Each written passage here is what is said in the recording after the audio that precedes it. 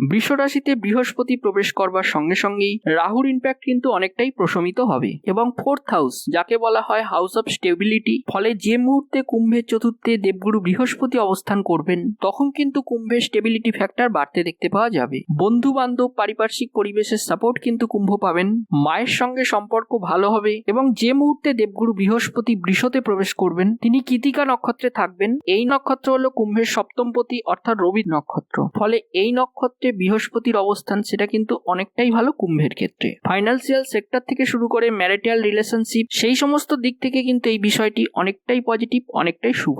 মাসের শুরুতে আমরা শুক্রকে মেষ রাশিতে দেখতে পাবো, তবে 19শে মে থেকে কিন্তু শুক্র নিজের রাশি অর্থাৎ বৃষ রাশিতে প্রবেশ করছেন। শুরু হচ্ছে বৃহস্পতি শুক্রের মহাযোগ। দুই গুরু অর্থাৎ যাদেরকে আমরা গ্রহ জগতে গুরু হিসাবে ট্রিট করি অর্থাৎ দেবগুরু বৃহস্পতি এবং দৈত্যগুরু শুক্র, এই দুইয়ের কম্বিনেশন আমরা দেখতে পাবো এবং সেটা ঘটবে বৃষ রাশিতে। অত্যন্ত পজিটিভ এনার্জি কুম্ভ গেন করতে পারবেন।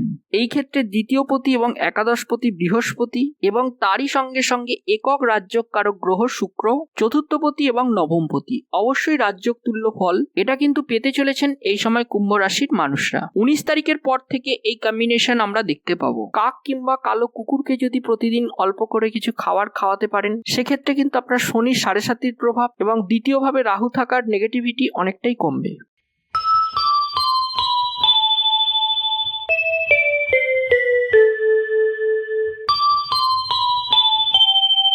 নমস্কার, ভাগ্য জগতের পক্ষ থেকে আমি কৌশিক আপনাদের সকলকে জানাই স্বাগত।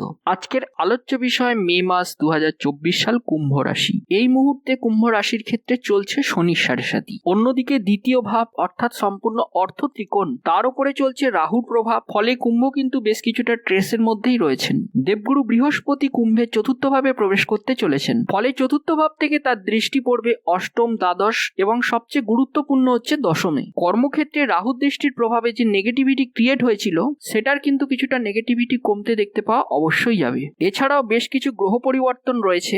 মে মাসের প্রথম ট্রানজিট সেটা হলো বৃহস্পতি একদম 1 তারিখে। বৃহস্পতি প্রবেশ করবেন বৃষ রাশিতে।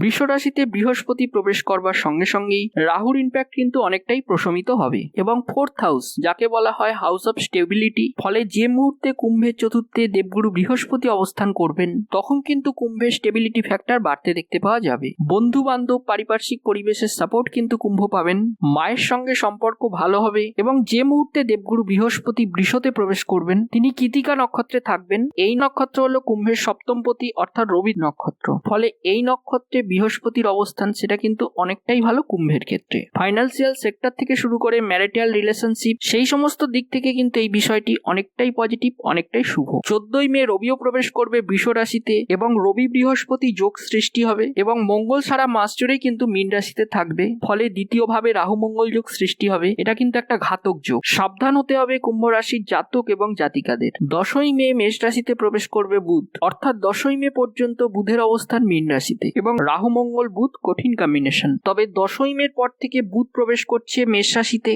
এবং বুধের যে নিচস্থ ক্ষেত্র সেখান থেকে সে বেরিয়ে আসছে। কুম্ভের পঞ্চমপতি তৃতীয় অবস্থান করা সেটা কিন্তু কুম্ভের জন্য ভালো। কানেক্টিভিটি বাড়বে, কমিউনিকেশন বাড়বে, ভাই বোন আত্মীয় স্বজন প্রতিবেশী তারা কুম্ভকে একটা সাপোর্ট দেওয়ার চেষ্টা এটা কিন্তু অবশ্যই করতে চাইবেন।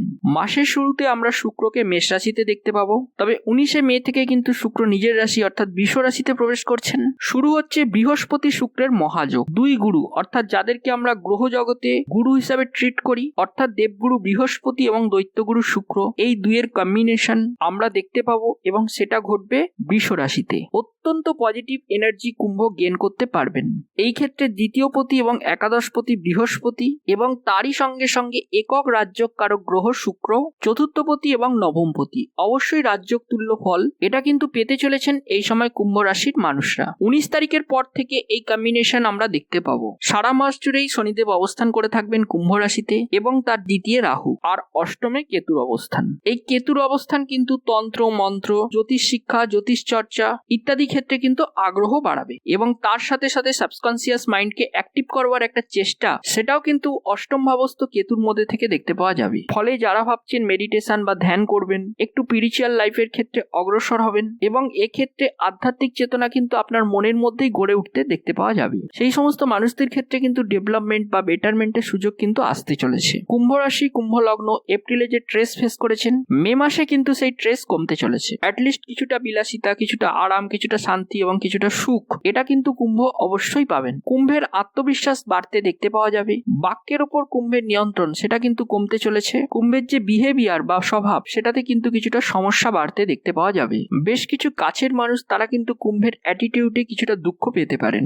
মানসিক দিক থেকে তাদের কষ্টপ্রাপ্তির একটা সম্ভাবনা বাড়তে দেখতে পাওয়া যাবে। পড়াশোনার ক্ষেত্রে কুম্ভের উন্নতির মাত্রা অনেকটাই বেশি। সাবজেক্ট সিলেকশন এবং সেটাকে পড়াশোনা করা এবং হঠাৎ চেঞ্জ, কনফিডেন্স লেভেল বাড়বে। উচ্চশিক্ষার সম্ভাবনা অনেক গুণে বেশি। উচ্চশিক্ষার সূত্রে বিদেশ যাত্রার সংযোগ এটাও কিন্তু তৈরি হচ্ছে, কারণ আপনার রাশি বা লগ্নের উপর বসে রয়েছেন শনিদেব। শনিদেবের ইনফ্লুয়েন্স কিন্তু আপনাকে বিদেশের দিকে এগিয়ে দেবে, ঠেলে নিয়ে যেতে চাইবেন এই শনিদেব। তবে এই শনিদেবের উপস্থিতির কারণেই আপনার ব্যথা, যন্ত্রণা, আঘাতপ্রাপ্তির সম্ভাবনা এগুলি বাড়তে দেখতে পাওয়া যাবে। শরীরের ঊর্ধ্বাংশে এই আঘাতপ্রাপ্তির সম্ভাবনা কিন্তু অনেকটাই বেশি, তাই কুম্ভকে সাবধান হতে হবে। দ্বিতীয় রয়েছে রাহু মঙ্গল। হঠাৎ দুর্ঘটনা এটা কিন্তু হতে পারে কুম্ভের ক্ষেত্রে। এক্ষেত্রে আপনাকে সাবধানতা অবলম্বন করতে হবে। চাকরি প্রাপ্তির সংযোগ বাড়তে চলেছে। নতুন চাকরির ক্ষেত্রে স্টেবিলিটি বৃদ্ধি এটা কিন্তু অনেকটাই বেশি। কুম্ভ রাশি, কুম্ভ লগ্নের মানুষজনকে অর্থ সঞ্চয় করার দিকে নজর দিতে হবে।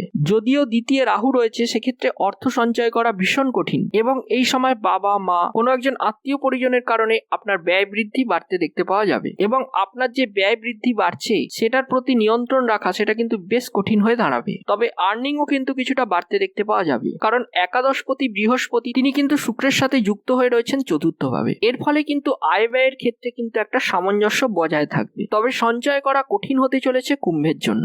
ব্যবসার ক্ষেত্রে স্ট্রেস, টেনশন এগুলি ফেস করতে হবে, কারণ অষ্টম ভাবে কেতু এবং দ্বিতীয় ভাবে রাহু এবং তার সাথে সাথে সূর্য তার তুঙ্গ ক্ষেত্র থেকে বৃহস্পতি শুক্রের কম্বিনেশনের দিকে অগ্রসর হয়েছেন। এর ফলে কিন্তু ব্যবসার ক্ষেত্রে কিছুটা বাড়িয়ে তোলবার চেষ্টা জাতক বা জাতিকার মধ্যে দেখতে পাওয়া যাবে এবং ফাইন্যান্সিয়াল স্ট্রেস এটা কিন্তু কুম্ভকে ফেস করতে হবে। তাই ব্যবসা বাড়ানোর থেকে ব্যবসা স্টেবিলিটি বাড়ানো, ক্লায়েন্ট বেস বাড়ানো চিন্তা আপনাকে করতে হবে। ব্যবসার ভলিউম বাড়ানোর জন্য এটা কিন্তু আদর্শ সময় একেবারেই নয়। স্বনিযুক্তি পেশার ক্ষেত্রটি বেশ ভালো। শেয়ার মার্কেটে উন্নতির সম্ভাবনা রয়েছে। 1 তারিখ থেকে 6 তারিখ এবং 19 তারিখ থেকে 23 তারিখ পর্যন্ত সম্ভাবনা অনেকটাই বেশি। শেয়ার মার্কেটে ডেভেলপমেন্ট দেখতে পাওয়া যাবে এবং কুম্ভ রাশির জাতক জাতিকারা শেয়ার মার্কেটে বেশ উন্নতি করতে সক্ষম হবেন। পিতামাতার সঙ্গে সম্পর্ক মাঝারি। বিরাট যে ভালো চলছে তা কিন্তু একেবারেই নয়। অষ্টমে কেতু, লগ্নে শনি। জ্যোতিষ রিলেটেড শিক্ষা শুরু করবার জন্য কিন্তু এটা আদর্শ সময়। এছাড়াও কোনো শিল্প ক্ষেত্রে আপনি অবশ্যই উন্নতি করতে পারবেন। চলে আসবো সন্তান ভাগ্য প্রসঙ্গে। এই সময় যদি আপনি সন্তান ধারণ করে থাকেন তবে সেক্ষেত্রে আপনার দুশ্চিন্তা কিন্তু কমতে চলেছে। তবে সন্তানের শিক্ষা এবং উন্নতি নিয়ে অল্প বিস্তর দুশ্চিন্তা কিন্তু থাকছে এবং সন্তানের মধ্যে কিন্তু একটা অ্যারোগেন্ট অ্যাটিটিউড এটা দেখতে পাওয়া যাবে। এর সাথে সাথে কিছুটা অ্যাগ্রেসিভ বিহেভিয়ার এটাও দেখতে পাওয়া যাবে। নিজের ওপর নিয়ন্ত্রণ রাখুন এবং সন্তানকে সুশিক্ষা দেওয়ার চেষ্টা অবশ্যই করুন। নতুন বাড়ি ক্রয় করবার জন্য এটা আদর্শ সময়। এই সময় আপনারা বাড়ি কিনতে পারেন বা গৃহ প্রবেশ করতে পারেন কিংবা বাড়ি নির্মাণ শুরু করতে পারেন এবং শুভ কাজ এই সময় করা যেতে পারে। বাহন সংগ্রহের ক্ষেত্রে কিন্তু এই সময়টি শুভ। বিদেশ যাত্রার সংযোগ রয়েছে। আইনি সংক্রান্ত সমস্যা অনেকটাই কম।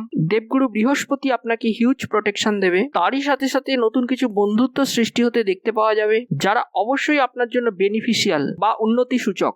ডেভেলপমেন্ট আসবে তাদের মাধ্যমে।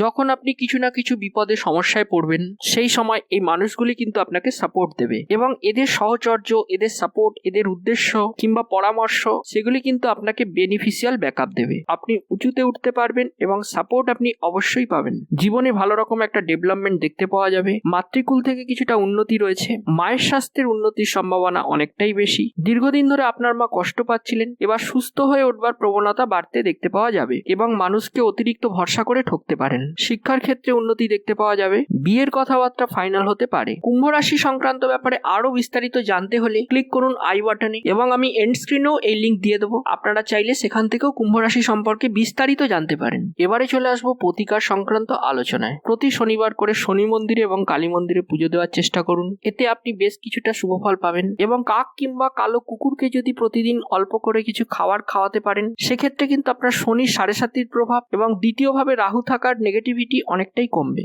তাহলে আজকের আলোচনা আর দীর্ঘায়িত করব না, ভালো থাকবেন সবাই। আজ এই পর্যন্তই, দেখা হচ্ছে পরবর্তী এপিসোডে। এবং একটি ছোট্ট রিকোয়েস্ট, আমার সঙ্গে থাকুন, অর্থাৎ ভাগ্য জগতের সঙ্গে থাকুন এবং অনেক বেশি বেশি করে সাবস্ক্রাইব করুন এই ভাগ্য জগৎ চ্যানেলটিকে। এবং আমার এই ভিডিওটি যদি ভালো লেগে থাকে তবে ভিডিওটিকে লাইক করতে ভুলবেন না এবং আপনাদের আপনজনদের কাছে শেয়ার করতে ভুলবেন না, যাতে তারাও এই ভিডিওটি থেকে উপকার পায়। এবং আপনারা ভবিষ্যতে কি ধরনের ভিডিও দেখতে চান বা পছন্দ করেন সে বিষয়ে আমাকে কমেন্টস করে অবশ্যই জানাবেন। আমি চেষ্টা করব আপনাদের এই পছন্দ বিষয়গুলির ওপর ভিডিও বানাতে। নমস্কার, ধন্যবাদ।